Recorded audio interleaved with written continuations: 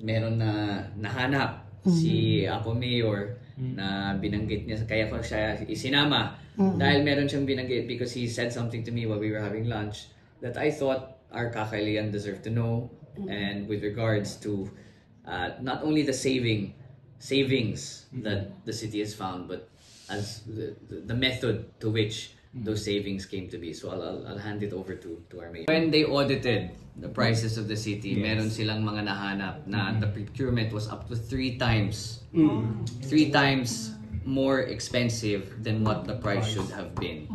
Kaya doon nanggagaling ngayon ang savings ng syudad dahil there is proper vetting as to what the prices should be during the procurement process. Can you imagine times 3? Ibig sabihin 300% more expensive. Think about how much more the city could have purchased if only it was vetted properly and audited properly.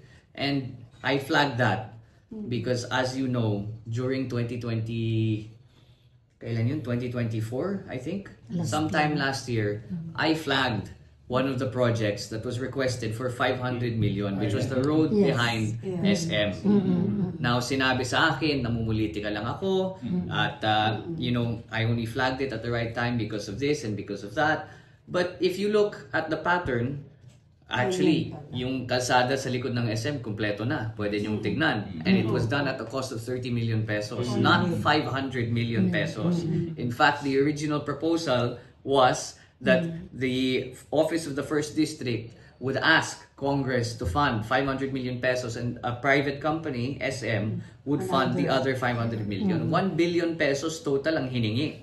Pero, nung pinuntahan ng planning, and as again, you can see, tapos na, hindi substandard, walang ghost, tapos na po yung kalsada sa likod ng SM, and it only cost 30 million pesos. There are certain things that also have to be done, but the overall cost for that year was 30 million pesos at makadaan na ang mga kalsada. So there is a pattern that we are starting to see here, wherein there is massive overpricing in certain requests, certain projects, and certain procurement processes. So hindi lang to nangyari sa mga request ng City of Laoag nung nakaraan sa Congressional Office, kundi sa mga iba't ibang procurement processes. So nagpapasalamat talaga kami kay Mayor na naayos na niya.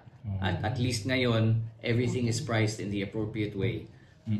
So I feel somewhat vindicated because hindi lang nakikita namin, buti na lang my staff were good enough to double check the requests that were coming into my office.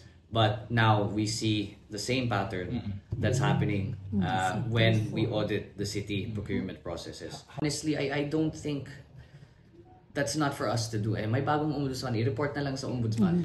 Ang trabaho natin ay para para makipagserbisyo sa ating mga Kakailian. I'm not here to say we are going after this person. It's not my job. My job is to serve the Ilocano people, is to serve my Kakailian. The same with Mayor.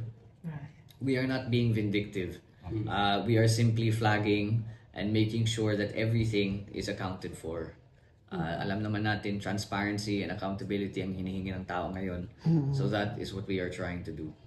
It is not our job to persecute. Nasa ibang ahensya na yan. Our job is to serve.